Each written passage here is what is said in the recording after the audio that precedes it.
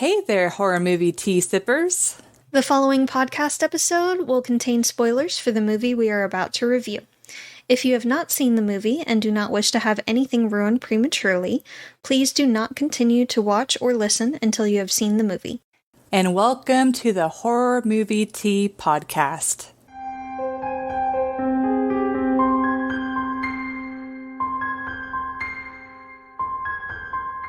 Today we are covering #Alive, which is a Netflix original, I believe. Yes. And I realized that for the previous 2 episodes, I have failed to recognize what country a film originated from. So just to... One was fairly obvious. Yeah. So Tetsuo, for anyone who's not familiar with Japanese, that was a Japanese film.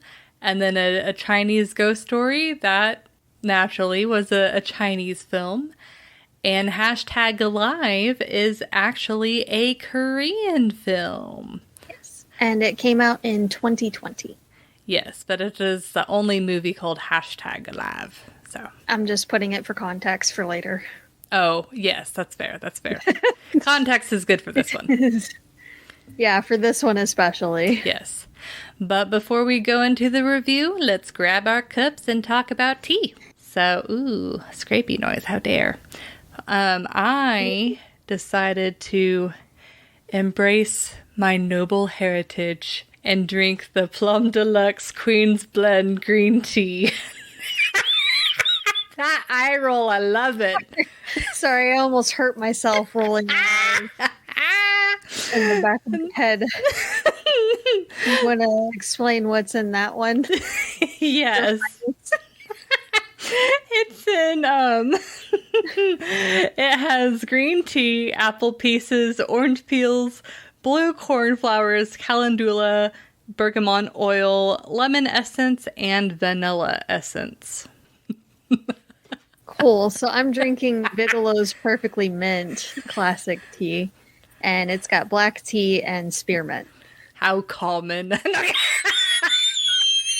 Well, you know what? It's all you need. So I mean, simple teas is sometimes the best teas. I will say I am a sucker. I am a sucker for my mint teas. Mint teas are great for allergies, and that for a good couple of months I was drinking a mint green tea every morning.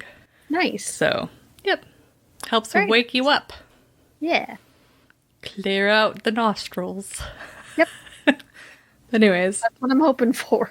Yeah. But My allergies are not kind today. always on a recording day. Always. Yeah. Never fails. So let's go ahead and get to the summary, shall we? But yes. And thank you, Plum Deluxe, for allowing us to continue to do what we love. And for our tea sippers out there, brew yourself a cup of tea, sit back, relax, and we hope you enjoy the review. Okay, a summary for #Alive. Okay, this guy in his early 20s that you later find out, lived with his parents still, wakes up to find out that there is a rapidly spreading unknown infection throughout the city. He gets the emergency text message. He sees, he's in the 8th floor of an apartment building. He looks down and you see all of the chaos of the city. And it's just him surviving in isolation. And you just get to see how he survives. Yeah. Spoilers, he lives. But anyways, for entertainment, I would rate this a 7.25. It's I couldn't quite give it a 7.5, but I didn't feel like it deserved a 7. It needed to be higher than that. I will be honest, I am not typically a zombie movie person, but this movie just checked all of the boxes for me. It's kind of weird because it kind of is your typical zombie movie, but the way that they flesh out the characters and bring these interesting scenarios makes it feel a lot more grounded and realistic. But yeah, it's like the emergency text and then the news and stuff. I felt like that was pretty realistic. Like the being in not being in that scenario, because I've never been in that scenario before, but I could easily put myself zombie scenario before. yeah, I could easily put myself in this person's shoes and feel the panic that this character was feeling for that situation. The zombies, they did an excellent job with the zombies. Like Absolutely. I feel like they went above and beyond to make them look really terrifying and threatening. The main character seemed kind of dumb, but his feelings and emotions that he conveyed did feel very genuine. Like there's this part where he's like drinking and he just breaks down crying because he believes, I mean, at that time he didn't know for sure, but he believes that his family is dead. And it's like you don't really see a lot of zombie movies that allow the characters to go through those kind of emotions of loss and stuff like that. It's like they're just so concentrated on survival, but because he's isolated, it's like, yes, he's focused on survival, but once he kind of has that handled, he then starts processing the emotions of the potential losses that he's had. But the movie has a lot of really good tense moments, and what I really appreciate is it's not the super dumb moments, because I feel like some zombie movies, they purposely make the characters act dumb so that way these zombies get alerted and then you have this scene and then you're just banging your head in frustration like this scene did not need to happen. But I'd say the majority of these scenes, they were completely like in that situation you could totally see an accident happening or whatever and that moment coming. So the zombie scenes where these tense moments come up did feel pretty genuine. But yeah, overall, like I said, I'm not a zombie movie fan, but I will say that my favorite zombie movie, and continues to be my favorite zombie movie, is Train to Busan. And so I will say that to me, this movie wasn't quite as good. But, I mean, this was a great, solid zombie movie. Like, this is how you do a zombie movie, for sure. I hope in the future to see more solid, in-depth zombie movies like this one. So, I give this one a 6.5. Oh, that's... with the potential of going up. Oh. In the future. That was based on a first viewing. There were some things that annoyed me, but overall, it was really good. It kept you interested. There were some slow parts, and most of them are where he's just wandering around the apartment being an idiot and eating all his food and drinking alcohol and not saving water while he can. Just, generally frustrating me. But on the whole, it's a really good movie. They convey a lot of genuine feeling reactions and emotions. Nothing really feels very forced in the movie or inorganic. You can actually see, especially after the last couple of years that we've had, most of the stuff happening pretty much the way that it happens in the movie, and we'll get to a lot of that in the realism. I loved the female character. She is great. She was a total badass, and she was an actual smart person, and I loved it, and I was living for it. And she had amazing ideas and interesting and unique traps, and she was very thoughtful, so I really liked that. They did hesitate here and there, which I feel like can be expected, and again, we'll get to some of that in the realism, but it is still kind of frustrating to see some of it. I feel like there was one moment in particular of Movies Got a Movie where she left a string tied to a baseball in the street with the zombies, which they actually never call zombies in the movie, but that leads to her getting injured shortly after, and I feel like it was unnecessary and kind of out of character for her, to be honest. Yeah. But otherwise, it seems like a very, very solid movie. I do appreciate that even though you kind of call them zombies, they never actually use that term. They actually instead call them monsters or the infected, and they actually treat it like an infection. They never once say that they're dead or they come back from the dead. It's just a very fast-acting virus. So after you get bit, shortly after, you are infected and you're exhibiting signs of said infection. So they don't really say how it started, which I would have been interested in for sure. It's not entirely necessary, and it didn't really necessarily hinder the overall entertainment value of the movie, not knowing. It's just, curious minds want to know. And they could have like snuck it into the news or something like, it's like, we have theories that it originated from blah, blah, blah. We have reason to believe it started here due to this.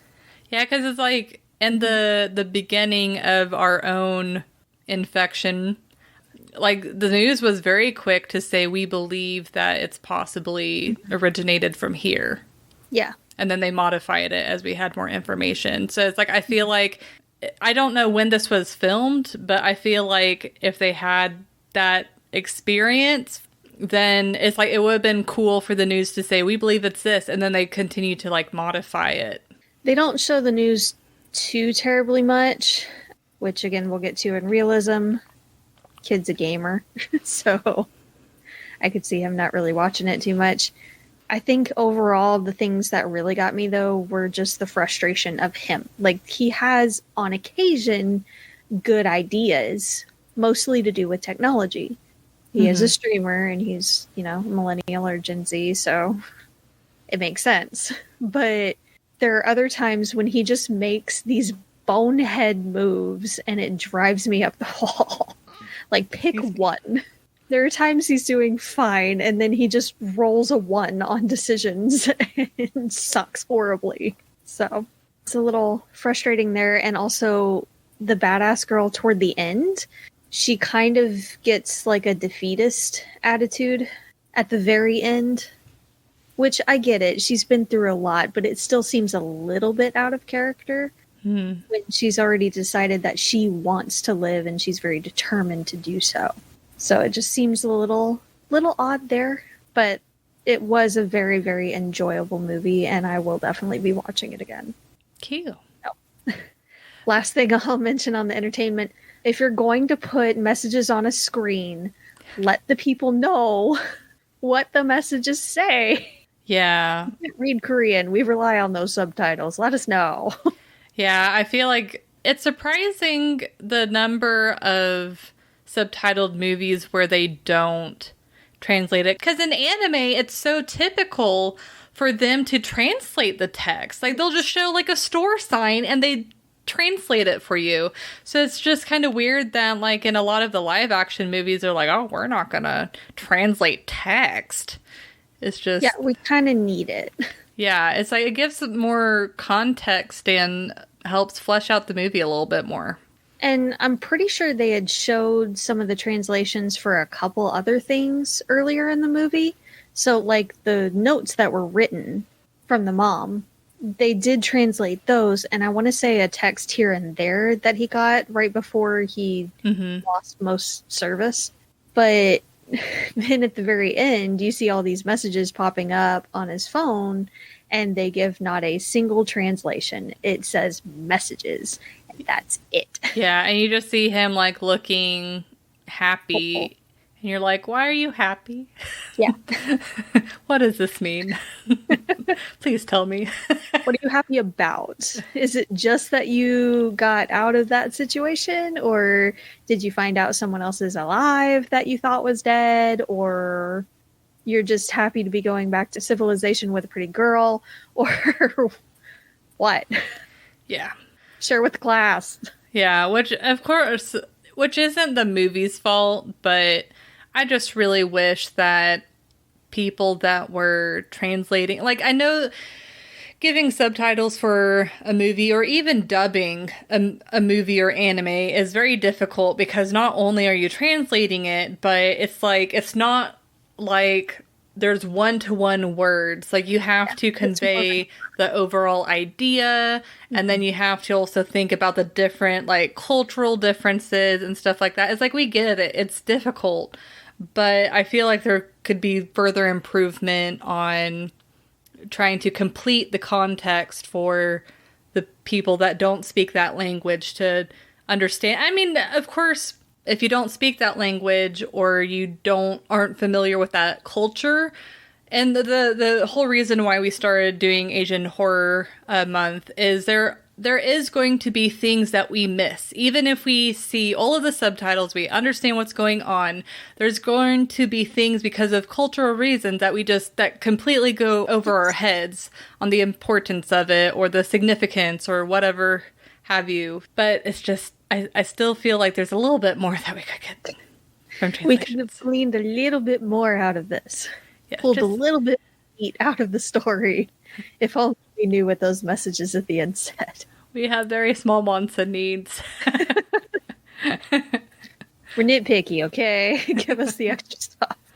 But anyway. So for realism, this is going to be a higher one. Though, I don't know. It's hard to rate, and I'm actually going to be fairly lenient with this one. Yeah, this one's tough. It is. But I think I'm going to give it a 6. And the reason being is that the behavior of the people did feel genuine, and the fact that each person handled the situation differently. And I did really enjoy that they had 3 human characters that were very different from each other. So you could see like these extreme reactions to the exact same situation. So that made it really interesting. The fact that zombies is inspired by rabies, I feel like it's kind of more realistic, the fact that they made the zombies smart and threatening. Like, they can run after you, and they're not these, like, slowly walking towards you. It's the most terrifying kind. Yeah, the fact that they know how to open doors, and and they're actively trying to claw their way to you. Yeah, because it's like the whole thing with rabies is it makes you so aggressive, but that doesn't necessarily mean that you forget how to open doors and stuff like that. So this type of zombie makes the most sense to me in that context. And I'm sure you're going to mention this too. But the fact that they had the girl have this dumb moment where she was so focused on giving him food that she didn't pull the baseball with the string back or even cut it whenever the zombie was like walking up. That was probably one of the most frustrating parts of the movie, because to me, it's like, oh, if she tossed it and didn't make it through, then my next action would be to immediately pull it back up and then, try the next thing. Yes. But it just didn't make sense for her to leave it there. It's like, she knows that they're smart and that they're probably going to try it. Just that. Yeah. Even if she knew he was going to try something, like, he gestured to her to, like, wait there, I think. But while you're waiting for him to figure out something, pull it back. Yeah, that's one of the scenes where it was movies got a movie scene, and it didn't really make sense for the characters. So that's definitely a huge critique. And it's not like her injury came into play later on either. Yeah. So it was completely unnecessary. Yeah, just to have another tense scene, but it's like it's like I mentioned before with a lot of these other zombie movies where they purposely make characters do stupid stuff. It's like, if you can't create a genuine feeling situation where these characters are in like the super tense moment, then don't have that moment. Or, I guess another option too is maybe if there is rope hanging from like another apartment unit, or there's something that the zombie could climb up and they were making their way up. And so she could still, it's like you could still replicate a similar scene, but not make her do something stupid for it. But then I guess you'd have to wonder like why the zombies didn't try climbing up on the ladder or rope or whatever beforehand. But it's like there has to be another way. Maybe this is me being a little bit too harsh, but I felt like the guy was a little bit too focused on games, because it's like he's literally in the middle of the apocalypse, and he has only like a week's worth of food, or 2 weeks at most, and he's over here trying to play video games when the internet goes out. I'm sorry, if I was in that situation, and whenever we were in quarantine not that long ago, I had the news on a lot. And I mean, while it was kind of detrimental to mental health eventually, it's like constantly wanting to know more information and feeling more in control or whatever. But he just kind of like lays back and is like, okay, well, I'm just going to chill in my apartment, play video games, and then send these videos about being alive. And it's like, I can understand creating a social media video to post online to let your friends and family know that you're okay. Like, that is understandable, and actually in some circumstances has helped people find loved ones from tragedies or disasters. But to be so focused on games and not even have the news on in the background to see what's going on, I don't know. That just felt a little bit too crazy for me. But anyways, that's all I got for realism. I'm going to give it a 5. Ah! Which is a lot higher than I normally give. Yes. But I still have some problems. So I can see him focusing mostly on gaming. He seems like he's a streamer, and that's just his way of coping and escaping, so I get it. Not everyone wants to listen to the same thing playing on the news constantly. I know I limited myself in lockdown on news just because, one, a lot of it was the same, and two, it was all depressing. So, and it was going to impact my mental health, I could tell. So I limited myself, only looking at stuff maybe once a day, or every couple of days if it was really bad, and just going from there as needed. That helped me. Mm-hmm.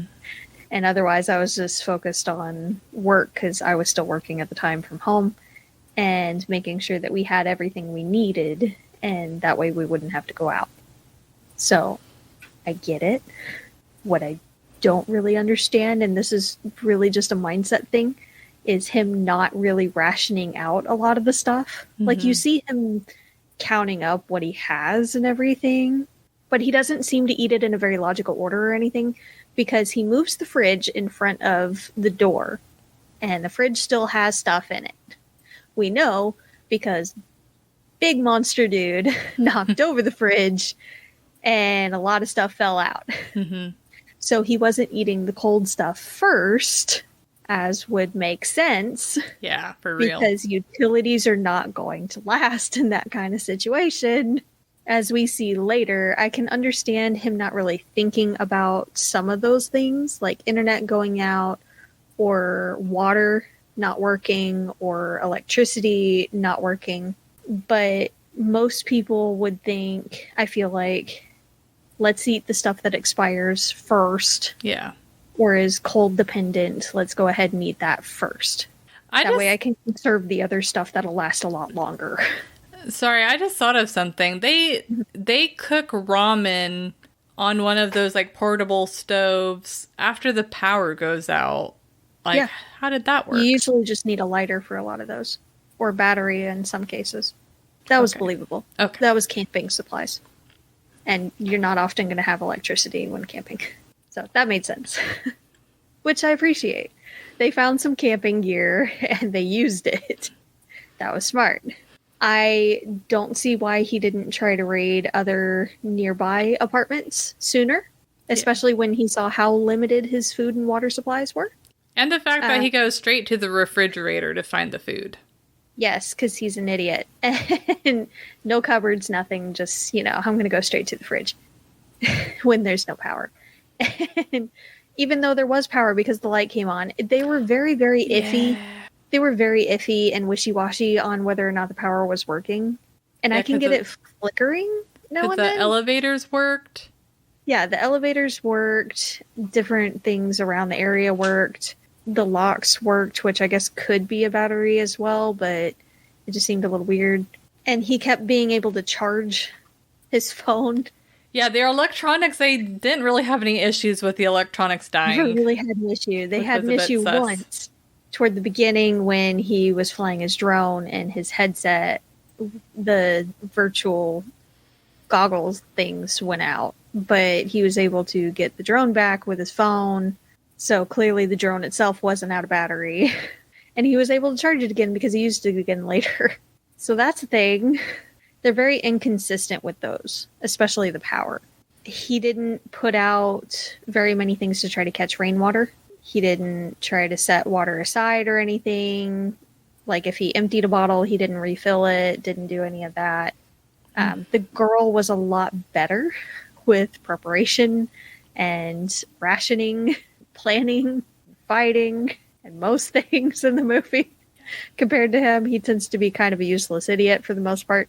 But that's what makes it so much more frustrating when she does kind of fall down on things. Mm-hmm. I do find it interesting, their take on the monsters or zombies, how it is an actual virus.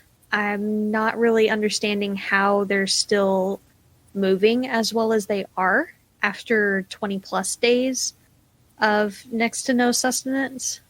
And it does look like they are sharing whenever they take down prey. Mm-hmm. But we only see them take down people, and it wouldn't last very long if you're sharing it with that many others. So, and you don't really see them like going for any water sources or anything. So I don't really understand how they're able to move and function. I also didn't really see any progression of their starvation because they've had to severely reduce how much they've consumed. That's true. Throughout the month that they were there. So, but they looked exactly the same as when they were first shown. I feel like they would be at least a little more gaunt. So. And more weak and... Mm-hmm. Yeah. Stamina low. Sleeping Not really able to fight them off as much. Sleeping more. Yeah. They're also a bit inconsistent with whether or not the zombies are attracted to sound. Because there are times when he'll have the TV and stuff going on in his apartment and making a scene when he's drinking and all, and there's no issue at all with the zombies, but only when he's trying to help her out do the zombies try to break into his apartment. Mm-hmm. Or when he's walking around quietly and they suddenly are like, oh my god, you're there! Food. They're a little inconsistent with that, whether or not the zombies can hear or smell or sense them or anything like that. I think it would have been cool to bring into effect if the zombies could smell them or see them, like if they're actively looking for them. It does look like they can see them, so they haven't lost their sight apart from that one zombie that suddenly doesn't have eyes, which I would love to know the backstory of. Yeah, for real. And how he's still walking around, but alright, and not bumping into things. But you don't really see them using many of their other senses. So I feel like that was a little bit of a missed opportunity there. And again, a little inconsistent. Yeah, they don't really flesh out the zombies much. But I will say that was kind of frustrating that while he had tap water, he didn't think that it was a good idea to empty out all of the alcohol bottles and fill it up with water. After growing up in a fairly strict household, especially where the alcohol was concerned, I can understand the feeling of not wanting to touch it at all. Especially if you're holding out hope that your family's alive. You don't want to get in trouble because you got rid of your dad's stash. But he could have at least kept a couple of the bottles for like antiseptic if he got injured or something, and then use the other bottles to hold other necessary liquids like water.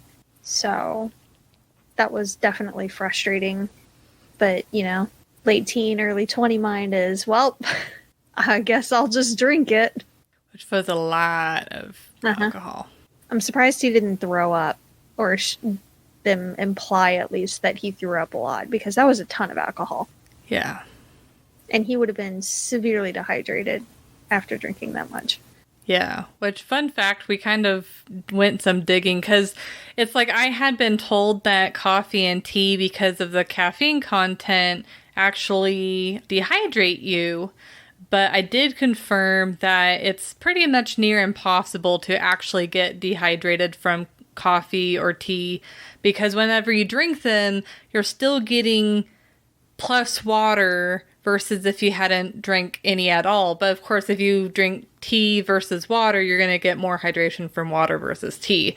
But with alcohol, it's a different story. Alcohol, like, legitimately, like, pulls water from your organs and actually dehydrates you.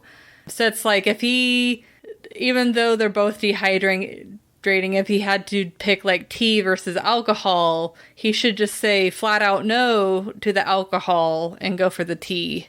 And of course, water would be preferable if it's available.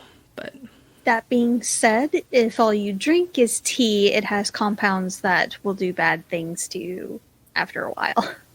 Yeah, it increases your chances of kidney stones and stuff. Yeah. As a teen nerd, I had to look up like how much tea is too much tea.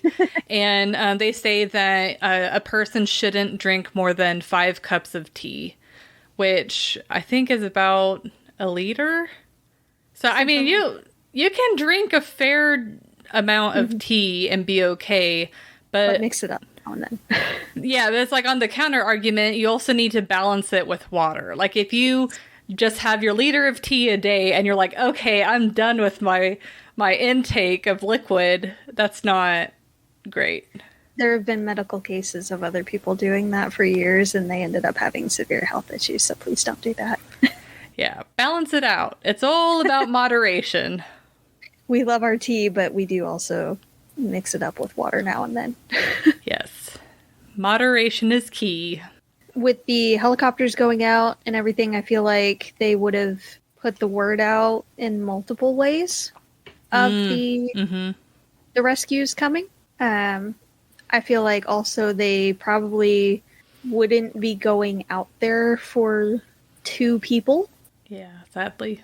Unfortunately, that would likely be considered an acceptable loss. So I'm hoping that they ended up finding more and they were just the first 2 that they found. There were multiple helicopters. So maybe it's just like a group thing where they're all picking up people. Yeah. I also feel like the helicopter's sound would have attracted a lot more of the zombies or infected. So I can see them bringing out multiple so that you have cover for the one that is coming in close to land or to actually land. But you're going to have a problem if you're there too long. So, yeah. I don't know. I feel like that one was almost a bit of a Deus Ex Machina. A little bit. Seemed very convenient, honestly. So. That's fair. And it happened so quickly, too, when he's like, did you hear about the rescue team? And then the rescue team came. Yeah. Which you're not sure at first if you should believe the guy or not, because he did just try to drug them and feed the chick to his wife. So, yeah. Yeah. Like, that could easily have been a tactic to lure others out as well, which I'm surprised we didn't see some of that either. Of, signals going out. We are a band of survivors. We're helping other survivors. Come here if you want to help out and stay alive with us. And they end up killing them and taking all their stuff. That would be messed up, but unfortunately I could see that happen. I could easily see that happening. And actually it has happened in a couple other things I've watched. So I could very easily see that happening. People suck. So they never explained how the guy was okay with drinking the water while the other 2 weren't. Like, I know you said that he could have put something in the glasses themselves, but it's like they never actually explain what he did. Yeah. Disappointing. Yeah, that is a little frustrating. Them not explaining how he did it or anything like that. And it clearly didn't last long. It wasn't a very powerful thing. It hit them fairly quickly, but it also got out of their system pretty quick after. Yeah. So, just little things like. Anyway, that's what I got. Okay. Overall, really good movie. Highly recommend. Yeah. It has the potential of going up in rating after a couple of watches, but on the first watch through, that's what I got. Yeah, like if you haven't watched this movie, I definitely recommend it. Like even like as a person that's not huge into zombies, I even enjoyed this movie. So I think it's one of those movies that everybody can get a little something out of. Yeah. So I do like zombie movies, so. I know you do. Anyway. But thank you everyone who joined us today, and please comment on what you thought of the movie. If you'd like to recommend a movie, game, or tea and keep up to date with our content, you can find us on YouTube, Twitter, Instagram, Facebook, and most places you listen to podcasts. And if you'd like to support our podcast, please subscribe, like, and share our content. If you'd like to support us monetarily, we do have a Teespring and PayPal, or we have our affiliate link with Plum Deluxe. It doesn't affect the price of the tea at all. It just allows us to continue to do what we love. And you can find all of the sites mentioned linked below. But until the next time, guys, stay safe and stay spooky. Bye. Bye.